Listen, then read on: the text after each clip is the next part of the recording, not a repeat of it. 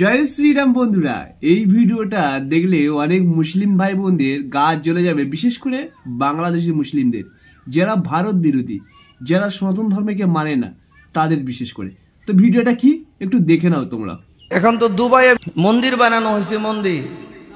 এই মন্দির উদ্বোধনে গেছে মিস্টার নরেন্দ্র মোদী।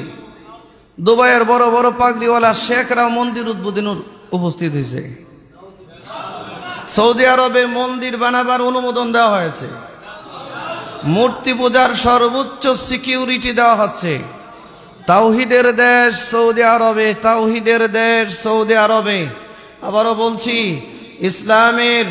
ইসলামের মূল পুণ্যভূমি নবীর জন্মভূমিতে সপ্তাহের পর সপ্তাহ কনসার্ট হয়। এখন মূর্তি পূজার জন্য সেখানে জায়গা বরাদ্দ দেওয়া হয়েছে, মন্দির বানানো হবে এবং মূর্তি উদ্বোধন করবে হিন্দুরা।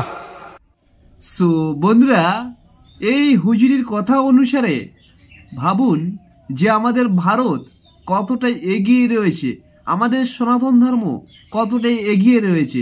আমাদের সনাতন ধর্ম যে সারা বিশ্বে এখন বিরাজমান করছে, সেটা কিন্তু প্রমাণ হয়ে যায়। কিন্তু কেউ স্বীকার করে, কেউ স্বীকার করে না। যেমন এই হুজুর একজন শিক্ষিত মুসলিম, তিনি কিন্তু সনাতন ধর্ম এবং আমাদের মন্দির নিয়ে সঠিকভাবে তথ্য দিয়েছে এবং আলোচনা করেছে। তো এটাই হচ্ছে ব্যাপার। অনেক মুসলিম, বিশেষ করে বাংলাদেশিরা, হয়তো আমাদের সনাতন ধর্মকে মানে না, মূর্তি পূজাকে মানে না এবং আমাদের ভারতবর্ষের প্রধানমন্ত্রীকেও সম্মান করে না।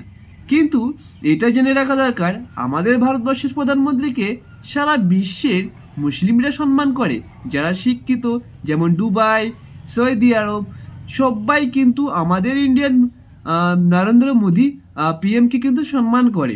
এটা কিন্তু মানতে হবে বস, কে কি বললো না বললো। কিন্তু বাংলাদেশ, তোমরা সবাই জানো, বাংলাদেশ মানে একটি ছোট দেশ, যে দেশের ভূমিকা ছিল না, যে দেশের কোনো একটা ক্ষমতা ছিল না, সেই দেশকে সর্বদাই ক্ষমতাশীল করেছিল আমাদের ভারত। তো সেই বাংলাদেশ এখন আমাদের ইন্ডিয়ার বিরুদ্ধে কথা বলে। কিন্তু বাংলাদেশকে বোঝা দরকার যে আমাদের ভারতবর্ষ আজ বর্তমান সময়ে সারা বিশ্বের কাছে সুনাম যোগ্য করেছে এবং ভারতবর্ষ তৃতীয় স্থান অধিকার করেছে সারা বিশ্বের মধ্যে। আর ভারতবর্ষ যে একটি শক্তিশালী দেশ, সেটা কিন্তু সবাই জানে কম বেশি।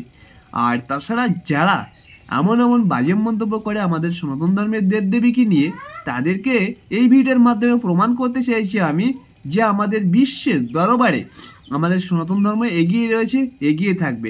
সনাতন ধর্ম যে প্রাচীনতম ধর্ম, সেটা কিন্তু প্রমাণ করে দিয়েছে এই হুজুর।